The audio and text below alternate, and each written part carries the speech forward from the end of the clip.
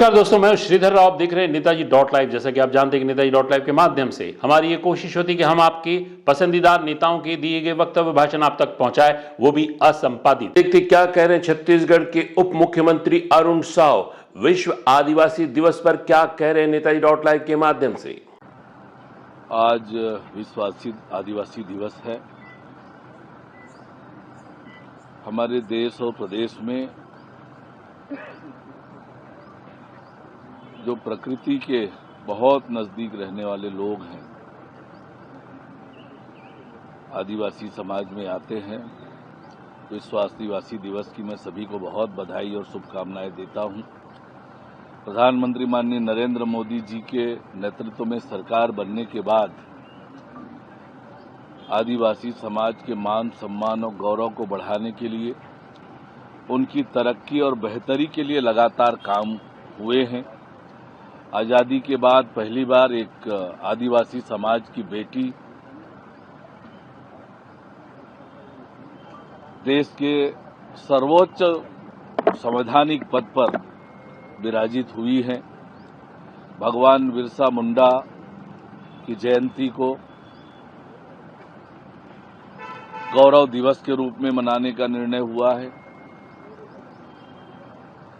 आदिवासी बाहुल्य गांवों की तरक्की और बेहतरी के लिए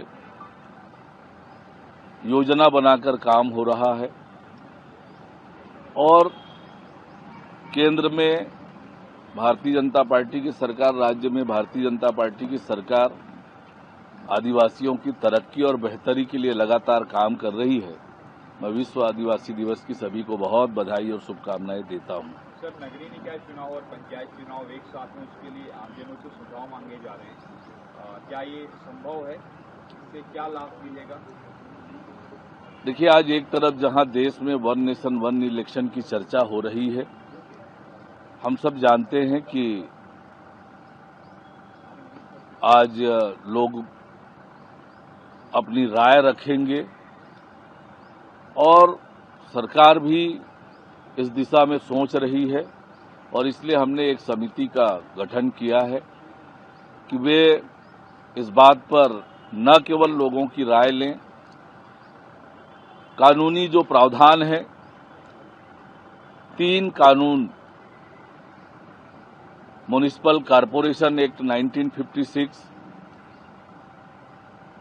म्युनिसिपैलिटीज एक्ट 1961 और पंचायत राज अधिनियम 1993, ये 3 कानून हैं और दोनों तरह के निकायों के चुनाव के संचालन के लिए दोनों के अलग अलग नियम बने हुए हैं। उन सब पर विचार करके एक संभावना कैसे बन सकती है, लोगों के अभिमत क्या है, कानूनी प्रावधान क्या है, इस सब बातों पर विचार करने के लिए एक समिति का गठन किया है जो लोगों से सुझाव भी ले रही है और कानूनी प्रावधान का भी अवलोकन करके उस पर अपना रिपोर्ट देंगे। उसके हिसाब से सरकार आगे बढ़ेगी। सर, वक्फ अमेंडमेंट बिल को लेके कांग्रेस कह रही है कि ये कॉन्स्टिट्यूशन पर अटैक है और राइट टू रिलीजन पर अटैक है। जिस कांग्रेस पार्टी ने बार बार संविधान का उल्लंघन किया है, संविधान को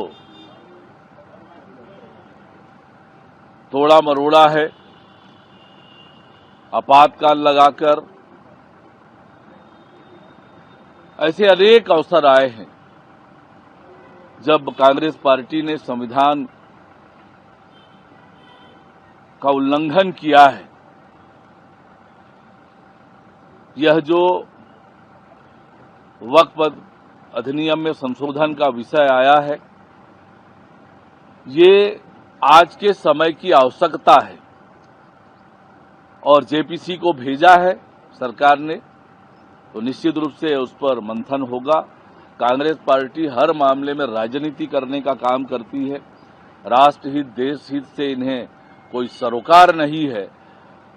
हर एक मुद्दे को वोट बैंक की राजनीति, भ्रम पैदा करने की राजनीति, भय पैदा करने की राजनीति कांग्रेस पार्टी करती है। ये आप लोगों ने तिरंगा यात्रा निकाली, उसके काउंटर करने के लिए कांग्रेस संविधान यात्रा निकाली, दोनों यात्राओं को कैसे देखते हैं? देखिए, कांग्रेस पार्टी की देशभक्ति जग जाहिर हो चुकी है। ये एक परिवार के हितों के संरक्षण के लिए काम करने वाली राजनीतिक दल है। देश के हित में, देश के लिए काम करने वाली कोई राजनीतिक दल है तो वो भारतीय जनता पार्टी है। और ये तिरंगा यात्रा पहले भी भारतीय जनता पार्टी निकालते रही है। हर घर तिरंगा अभियान और तिरंगा यात्रा का आयोजन लगातार भारतीय जनता पार्टी करती है और ये नकल करने की कोशिश कर रहे हैं, लेकिन आज देश में कांग्रेस पार्टी की प्रासंगिकता बची नहीं है। वास्तव में तिरंगा यात्रा देशभक्ति के लिए और झंडे के राष्ट्रीय ध्वज के सम्मान में ये यात्रा है। निश्चित रूप से पूरे देश भर में इसको लेकर अच्छा वातावरण है। आप लोग विभाजन की विभीषिका दिवस मनाते हैं, उसमें कांग्रेस बैक फुट में चली जाती है, क्या इससे उभरने के लिए, बचने के लिए इस तरह का काम करना पड़ रहा है? देखिए, मैंने जैसे आपको कहा कि कांग्रेस पार्टी की राजनीति का आधार भय और भ्रम पैदा करना, उसी राजनीति पर कांग्रेस चल रही है। विभाजन की विभीषिका हम सबके जेहन में है कि कैसे लोगों ने कष्ट झेले हैं, कैसे इतनी बड़ी संख्या में लोगों के कत्लेआम हुए हैं, लोगों को कैसे अपने धन संपत्ति परिवार की रक्षा के लिए क्या क्या करना पड़ा है, ये हम सब ने देखा है।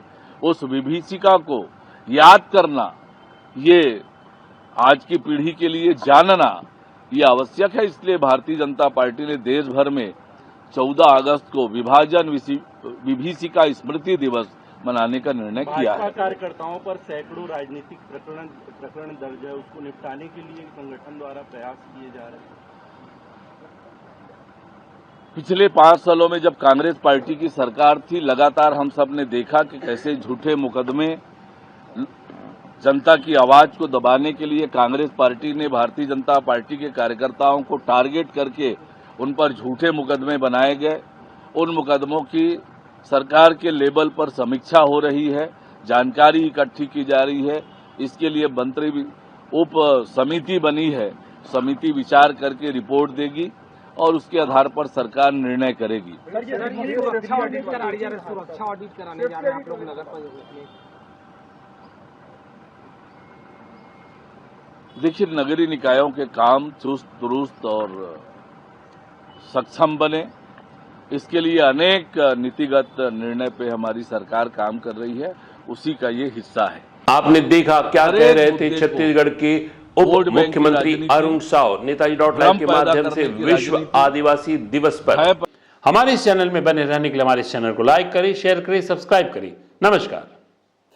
नेताजी .live के प्रायोजक है Satyadeep diagnostic and clinic, Supela, Bhilai.